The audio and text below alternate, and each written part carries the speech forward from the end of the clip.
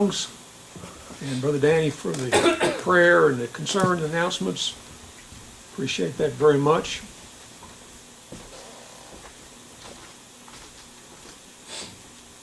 How are we all spiritually today? You know, we often ask each other, well, how are you doing today? Meaning, how physically are you doing? But how are we doing spiritually? Have we grown in the Spirit? Have we grown in smugness and complacence? Are we satisfied with where we are spiritually? Have we secretly accepted the false doctrine of once saved, always saved? Which, and just kind of going along for a ride. But the New Testament Christian should constantly be improving themselves, working towards the goal. What is that goal? We just sang about it. Zion or heaven. Philippians 3, verse 14. Paul reminds us, says, brethren, I count not myself yet to have laid hold, but one thing I do, forgetting those things that are behind, stretching forward to things which are before. I press on toward the goal and to the prize of the high calling of God in Jesus Christ. Some Christians there at Corinth in 1 Corinthians chapter 13, in fact the whole 2 books, 2 letters, they were proud of the fact that they had miraculous gifts of the Spirit. Proud that they could perform miracles. They could, some at least could. Speak in tongues they had not learned. Prophesy and other things. But they had problems that showed they were anything but spiritual. One was they were dividing up into parties. What that meant, they were following different men. 1 Corinthians 1 verse 12, Paul says, for this I say that every one of you saith, I am Paul, I am Apollos, I am Cephas, and I am Christ. They tolerated the sin of fornication among their members. They had lawsuits against one another. They misused the Lord's Supper and made it into a common meal. They usurped the authority of men. The women would usurp authority of the men in the worship service. They had misuse of spiritual gifts in worship. But in this chapter that we just read, 1 Corinthians chapter 13, Paul points out the root of their problems. And the root of many problems in the church today, the lack of genuine Christian love or charity. In the King James translators of the Bible chose to use the word charity for a Greek word, which is agape. And I was noticing a comment by Vine's Expository Dictionary of New Testament Words. You all have that down? Vine's. He says of agape, Christian love, whether exercised towards the brethren or towards men generally, is not an impulse from feelings. It does not always run with the natural inclinations, nor does it spend itself only upon those for whom some affinity is discovered. In other words, I like so-and-so, so I will exhibit Christian love towards them. Or whatever. Do we lack that characteristic of Christianity in our life? If we do, there's something terribly wrong with our religion. Notice what Paul says here in the first 3 verses. Though I speak with the tongue of men and angels and have not charity, I am become a sounding brass or tingling cymbal. Charity is not religious enthusiasm. As we mentioned, the Corinthian brethren had a multitude of miraculous gifts, one of which was speaking in tongues or speaking in languages, foreign language, which they had not learned.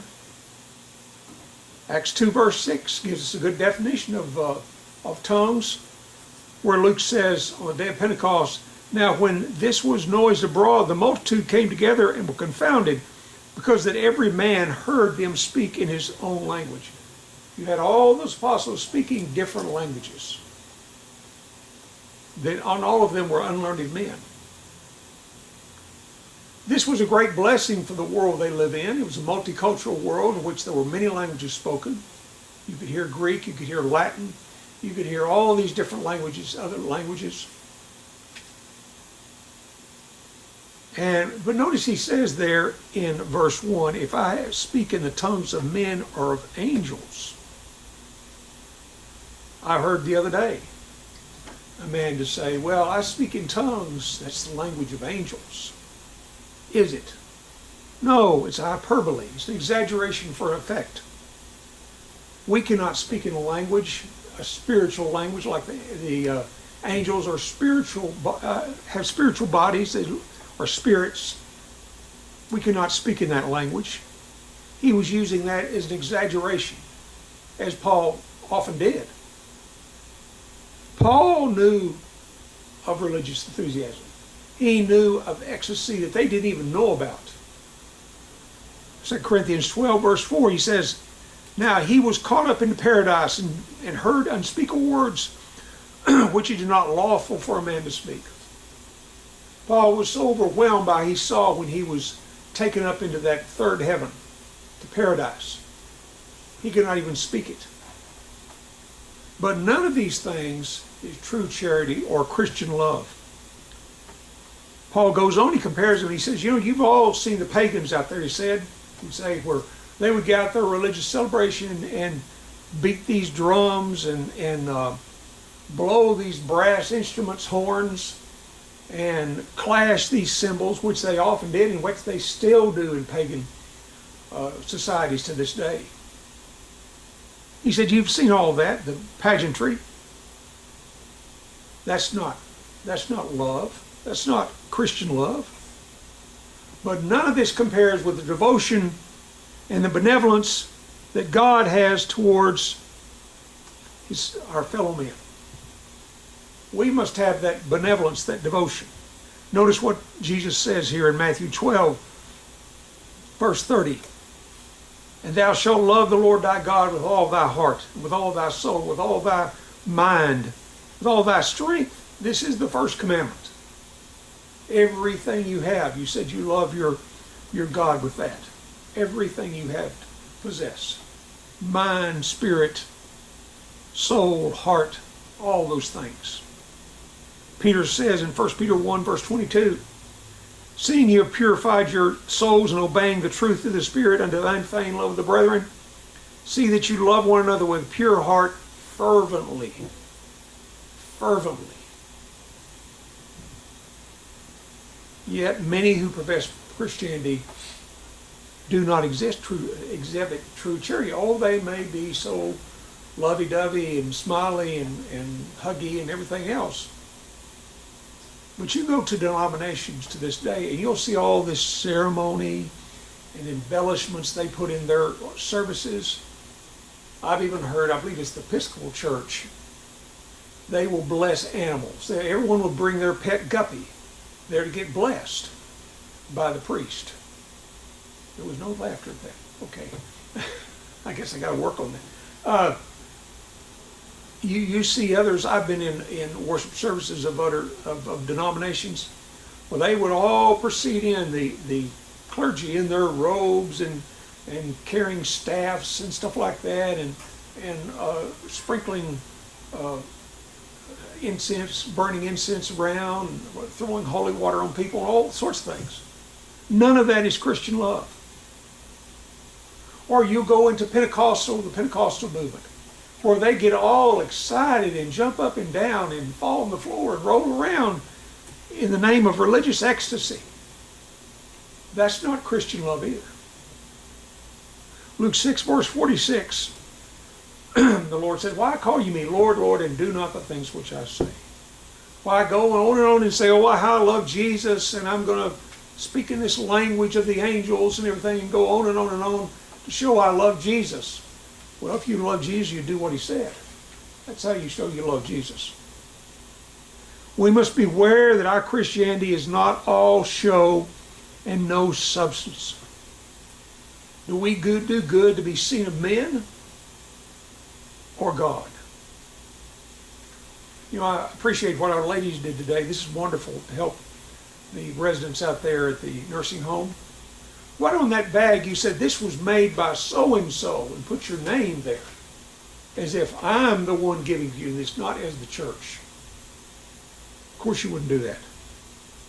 Do we practice self-deception by secretly hating others while smiling at them and acting like they're just something else, and really we despise them? And I have known church members that have done this. They would harbor some grudge against someone, and it would go on for years, and yet, it was all, on the surface, it was all nice. Do we truly love God and love men too? That's where it comes down to in Christianity. Loving God and loving our fellow man. John 14, verse 15, the Lord said, if you love me, keep my commandments. And of course, his commandments were to love one another. To love your fellow man. You know, in the parable of the Good Samaritan, the Levite passes on the side of the wounded man that's been waylaid on the side of the road. They're robbed and left naked, bleeding, beaten up. The priest comes by and he looks on the other side. He doesn't even look at the man. Along comes the lowly Samaritans, who is not even, it really should not have anything to do with this man who was a Jew. Oh no, he picks him up, binds up his wound, pours wine on it, which was an antiseptic, and puts him on his beast and takes him to the inn, and there gives the money to the man and said, here, this is to pay for his taken care of until I return. If there's any more, I'll repay you back when I get here. That is Christian love. Agape love. Christianity is not just knowing everything too. Look in verse 2 of 1 Corinthians 13. Though I have the gift of prophecy, understand all mysteries and knowledge, and though I have faith, I can remove mountains, and have not charity, I am nothing. Some Corinthians had the gift of prophecy, which was kind of like teaching. And they thought they were inspired, had this inspired ability to reveal the mysteries of the new covenant, of what would become the New Testament. And they would be all puffed up about that. I know this, I know, and you don't know this, sort of thing. But you know what? We have something much better than they have. We have the completed New Testament. 1 Corinthians 13, verse 10 says, and when that which is perfect is come, then that which in part shall be done away with. We don't need any of that. My mother one time was talking to a lady that thought she possessed miraculous gifts. And my mother said, well, you know, the Bible teaches that was meant you were young, that was for childish.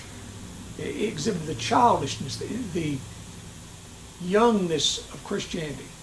I don't think she used that word maybe, but that sort of thing. Immaturity. As it matured and got the Word of God, those things went away. It was a source of pride to them that they could exercise their gifts. They could speak in tongues. They could prophesy. They could do this. They could do that. And it led to jealousy and contention. Over in 1 Corinthians chapter 8, for example. It says in verse 1 and 2, now as touching things offered to idols, we know that we all have knowledge. It means from God. Knowledge puffed up, but charity edifieth, builds up. But if any man think that he knoweth anything, he knoweth nothing, yet as he ought to know. What's that? If any one of you think you know anything, you're puffed up, you think you're spiritually smarter than everybody else, more knowledgeable, you don't know anything yet. Amazing thought. Paul points out that all of those spiritual gifts meant nothing without charity. Over in Matthew chapter 7, Jesus punctured a lot of balloons. We said, verse 21 said, not all that saith unto me, Lord, Lord, shall enter the kingdom of heaven, but he that doeth the will of my Father is in heaven. And see, what does he say? Let me see, I've got it marked here. You might as well read it. He says, many will come to me in that day and say, Lord, Lord, have we not prophesied in your name? And in thy name cast out devils, in thy name have done many wonderful works. And then I will profess unto them, I never knew you. Depart from me, ye that work iniquity. That could well apply to what he was talking about here. Paul was about the Corinthian brother. They had all these miraculous gifts that were gifts they had been given. And yet they were all puffed up and proud about it. Well, on the day of judgment, they might hear, no, I don't know who you are. The Lord say that.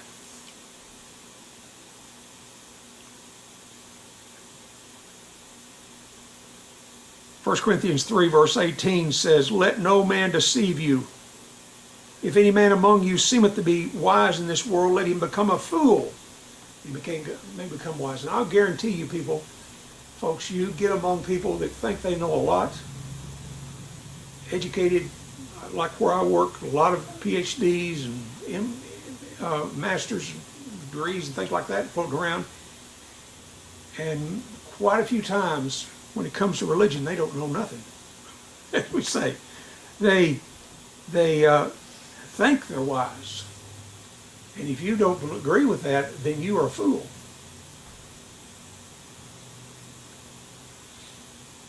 First Corinthians 3 verse 18, let no man deceive himself. If any man among you seemeth to be wise in this world, let him become a fool. He may become wise.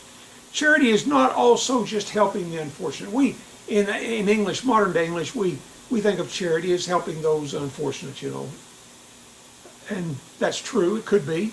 But here Paul was going farther than that. In verse 3 of our text it says, and though I bestow all my goods to feed the poor, and though I give my body to be burned and have not charity, it profit me nothing. They often had wealthy people who every morning people would be lined up at their door to receive some gift from them. Either it be money or food or whatever. They were called a patron. And I believe he was referring to those type people. You know, we forget that benevolence is a command of God. It's not just something we do out of the goodness of our heart. But it must be done with true concern for someone. Not just, oh, let's see. I see what I got in my pocket down here. You know, I've got $1 here, we'll give you $1. That's not necessarily benevolence. That's about a true concern for someone. 2 Corinthians 9 verse 7 says, every man according as he has purposed in his own heart, so let him give, not grudgingly or of necessity, for God loveth a cheerful giver. That word cheerful could be translated hilarious giver. This person wants to give. They find a great joy and a blessing to give, not, well, let's see, what can I do? What's the least I can get by with? That sort of thing. 1 John 3 verse 17.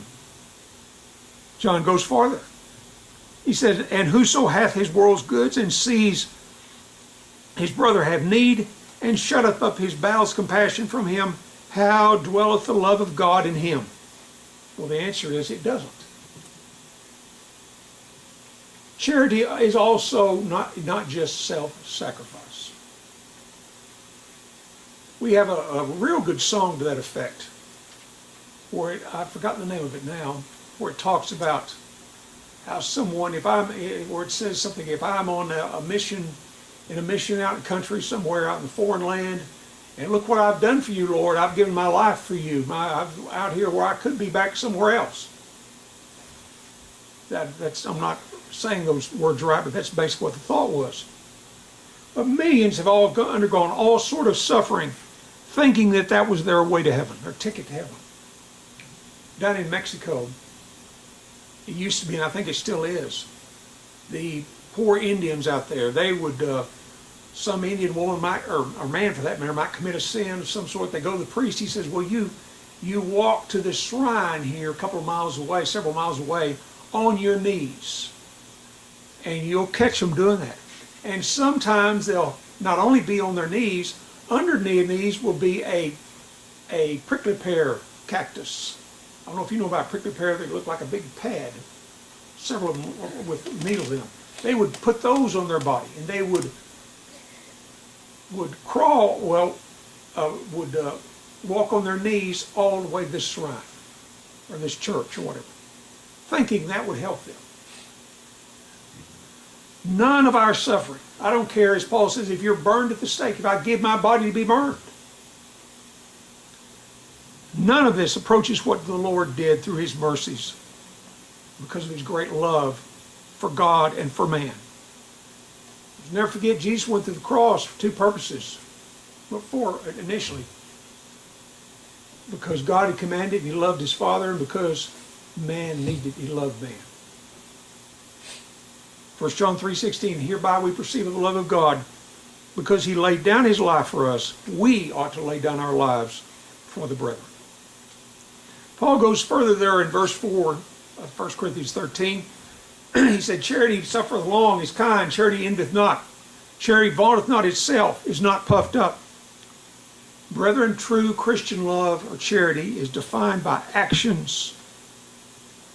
Paul had to show these Corinthian brethren what they were not, that they were not an example of charity. Because actions speak louder than words. That's why he goes on in verse 5. Doth not behave itself unseemly, seeketh not her own, not easily provoked, thought thinketh no evil. He goes on. All of this is found, or rather none of these attributes mentioned by negative example were examples of the Corinthian brethren. They were puffed up. They behaved themselves unseemly. They sought their own, so forth. But all of these examples are found in God, in Jesus Christ. Look at it. Charity suffereth long. Christian love puts up with a lot. Think what God puts up with every hour with us. True love puts up with a lot of human weaknesses and tries to reform them. Charity is kind. Where would we be without the kindness of God, folks? We wouldn't exist for a second. Psalm 42, verse 8. Yet the Lord will command his loving kindness in the daytime. In the night his song shall be with me, and my prayer unto the God of my life. Charity envieth not. The pettiest of human weaknesses is envy and jealousy. Envy and jealousy. I grew up in a town where most of the people in that town worked for the same company. Not everybody, but most of them. It was a natural gas distributor, large outfit. And everybody, of course it was a small town, about 4,000 people. A lot of them knew each other. And everyone that was a little higher up than the other one, there was envy, and sometimes you'd see it quite a bit. And jealousy among people, even among those that are members of the church. That's no way not the way God didn't want it like that. 1 Corinthians 3, verse 3, Paul reminds the Corinthians, he says, for ye are yet carnal or fleshly, whereas there is among you envying, strife, and divisions. Are you not carnal and walk as men? Oh, charity envieth not. But charity, Paul also says, is not puffed up, haughty. There's nothing worse than a haughty Christian. There's all puffed up about what they have, what they've done, and this, that, and the other. I remember talking one time, I spent the night with some brethren years ago, and they were talking about all these mission trips they've taken to the Caribbean and to several places, and I thought, well, that's wonderful. And they said, well, haven't you taken any? I said, no. And they were shocked, and they were just so puffed up in a way, and they're what they had done for the Lord, and there I hadn't done that. So 1 Corinthians 4, verse 18, Now some are puffed up as though I would not come to you, Paul says. But I will come to you shortly if the Lord will, and will show you not the speech of them which puffed up, but the power. Can you imagine Paul would go in with wearing old patched up clothes, no doubt, and was not a handsome looking guy at all. And here some of these Corinthians were probably pretty well off, a few of them were anyway. And they looked at Paul. They looked at Paul. His speech was rough. He was not a native speaker, maybe of their language, whatever it was. And they kind of were a little, they were a little higher up than he was, and he was telling them what they had to do. Charity does not behave itself unseemly. Charity is not rude or out of place. How rude people can be sometimes to one another. 1 Corinthians 11, verse 20, Paul talks about how some brethren were not even, when they would have the Lord's Supper, they would not even wait until others could get there, because oftentimes they would meet at night, on Sunday night, because a lot of the slaves had to work during the day. And so they might not get there till after services had started, because they had to get off work. Their master released them so they could go worship. And that was a problem. And he says, why do all that? Charity seeketh not its own. Does not, in other words, insist on its own way out of selfishness. I remember I preached at a place a couple of years ago, not that long ago, where an individual thought that something should be done a certain way. I'm not talking about something in the worship service so much, but other things done a certain way. And if it wasn't done their way, it was wrong. That's selfishness. Charity seeketh not its own. Luke 9, verse 23, the Lord said, if any man come after me and does not let him deny himself, take up his cross daily and follow me. Deny self and follow the Lord. If someone wants to do something a certain way in the church and it's scriptural and everything, don't insist. Say, well, it's it, this is it, or I'm out of here. Or I'll be all huffed up and puffed up. No. Charity thinketh no evil, does not hold a grudge. I've been in business meetings where some brother would bring up something that another brother had done 20 years before and been forgiven of, and bring that up again and haul it out for everybody to look at. What if God held a grudge? What if God said, well, I remember 30 years ago when you did this, that, and the other. Or I remember last week when you didn't do this. You were ashamed of me. What if God held a grudge? James 5, verse 19 says, wherefore, my beloved brethren, let every man be swift to hear, slow to speak, slow to wrath. Hebrews 8, verse 12, for I will be merciful, God said, to their unrighteousness, and their sins and their iniquities will I remember no more. Thank God he does not remember what has been forgiven. What Paul described is Christianity in action. A life motivated by love of God and love of man. If the Corinthians put these attributes to work in their lives, they would have had fewer problems. Now, there will always be things that come up in the church for human beings, but it's a lot less if we all take second place. We all say, well, if there's a problem with this, that's fine, let's do it the other way. Charity rejoiceth not in iniquity, but rejoiceth in truth. I've been around faithful brethren, in fact, that have said, well, remember brother so-and-so? Yeah, he was a faithful preacher of God. He is a faithful preacher of God. Well, not anymore. He's done this, that, and the other. And they would almost get a glee about that. They would start saying, well, I knew, that reminds me of what I knew about him. So the way he treated me back in 1962, I remember that. 2 Corinthians 6, verse 10, As sorrowful, yet always rejoicing, as poor, yet making many rich, as having nothing, yet possessing all things. What about our own Christianity? Is it deficient in any of these areas, any of these attributes?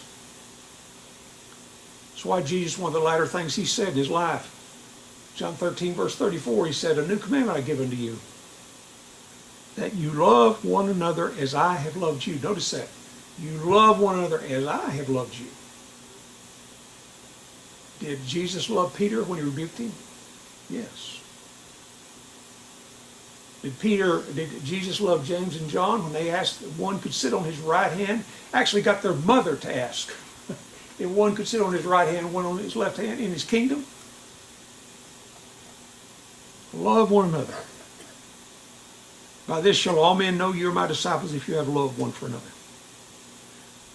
In verse 8, Paul says, charity never faileth.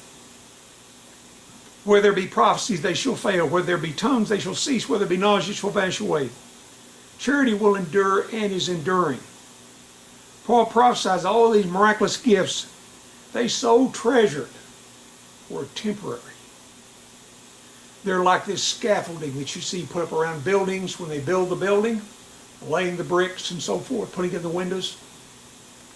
Well, what if they just left that there and the building opened up for everyday use? Well, it would get in the way. It would distract. It would be distracting. No, they take it down because it's the scaffolding. That's what the miraculous gifts were. Contrary to the modern Pentecostal movement, charismatic movement, these gifts ceased at the end of the first century AD. They died out because they weren't needed anymore. Scaffolding, the perfect Word of God had been given to men. Perfected love. The love of God would continue on and not fade away.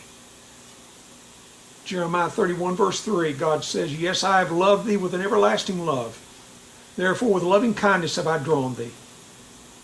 1 John 4 verse 10, herein is love, not that we love God, but he loved us and sent his Son to be propitiation for our sins. So Christian charity or Christian love is not just all hugs and kisses or smile at someone. That's fine. But it's enduring care and concern for the well-being of others. When you see someone you haven't seen in a while that was, say, has fallen away, and you say, "It's good to see you. We'd love to have you back. You need to come back." That's love, folks. That's love. Or tell someone that's going to a congregation that's spiritually sick, even though physically it may look like it's fine. Say, "You know, that congregation is not good, has a bad reputation. You need to get out of that." That's love, folks. 1 John 3 verse 14. We know that we've passed out of life, of death into life, because we love the brethren. And finally in verse 13 of our text, Paul says, "Now abideth faith, hope, charity. These three, but the greatest of these is charity." Brethren, have you accepted the Lord's invitation of love, the gospel, and that's what it is? To come and put him on in baptism, rejoice with him for eternity. Do you have the love that Paul described, or is there something wrong in your heart? Why not make it right today where you're sitting? If need be, come forward and ask your brethren's forgiveness as well. If this is your need this evening, please come as we stand and sing.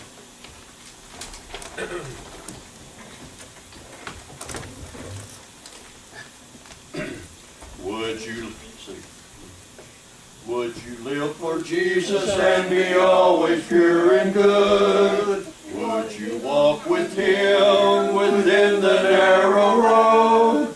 Would you have him bear your burdens, carry all your load? Let him have his way with thee. His power can make you what you ought to be. His blood can cleanse your heart and make you free. His love can fill your soul and you will see 'twas best him to have his way with thee? Would you have him make you free and follow at his call? Would you know the peace that comes by giving all? Would you have him save you so that you need never fall? Let him have his way with thee. His fire can make you what you ought to be.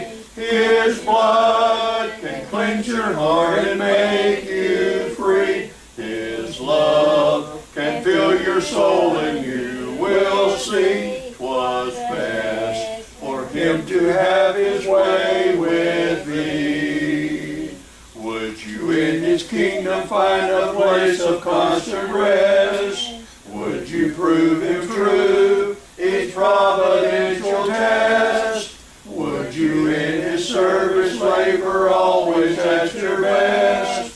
Let him have his way with thee. His power can make you what you ought to be. His blood can fill your heart and make you free. His love can fill your soul and you will see 'twas best for him to have his way with thee. Be seated, please. Find a closing song. Let's try first verse 46, and I'll just lead us in the closing prayer.